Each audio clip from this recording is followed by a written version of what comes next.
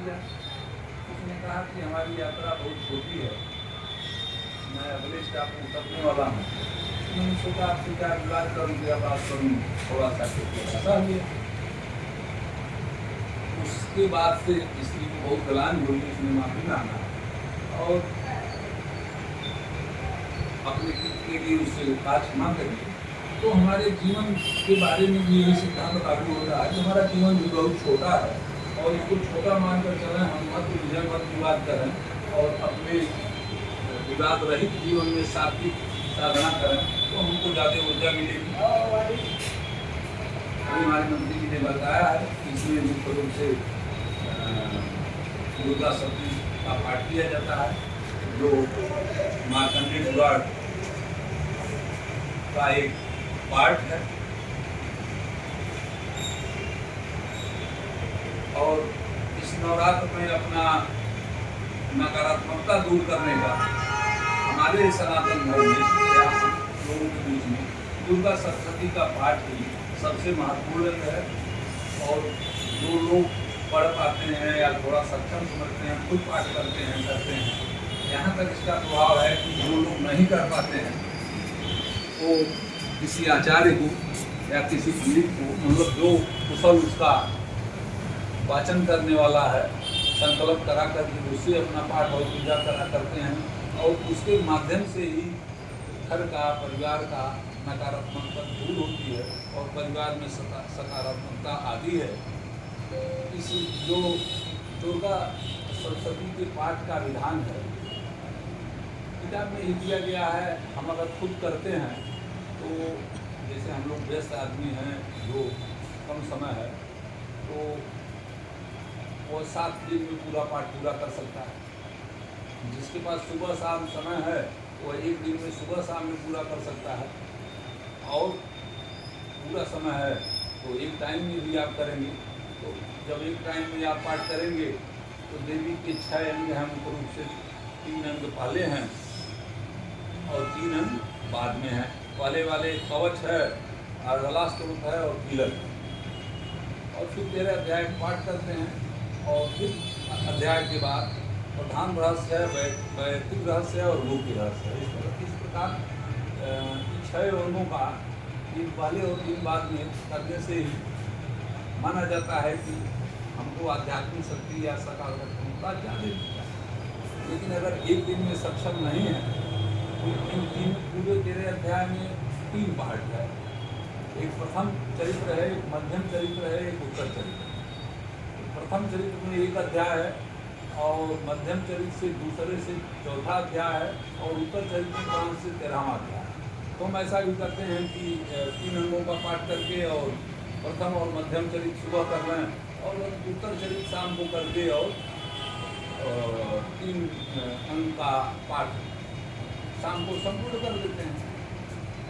जो लोग ज़्यादा व्यस्त हैं उनके लिए व्यवस्था दी गई है कि मान लीजिए ऐसा भी नहीं संभव है तो 7 दिनों में पूरा 13 पाठ करने की व्यवस्था दी गई है कि आप उनके यथासंभव 6 अंगन का तो पाठ करते रहेंगे।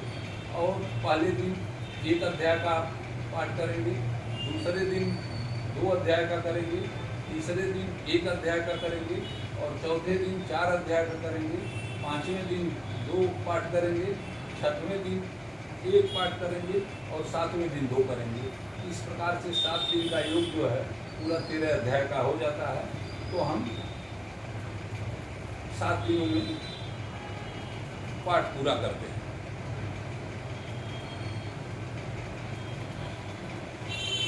अब इस 13 अध्यायों में देखिए हम 9 दिन में साधना करते हैं। वैसे तो लाखों करोड़ों राक्षस मारे गए, लेकिन मुख्य रूप से 9 राक्षस मारे गए, जो 9 जो हैं बुराई के प्रति।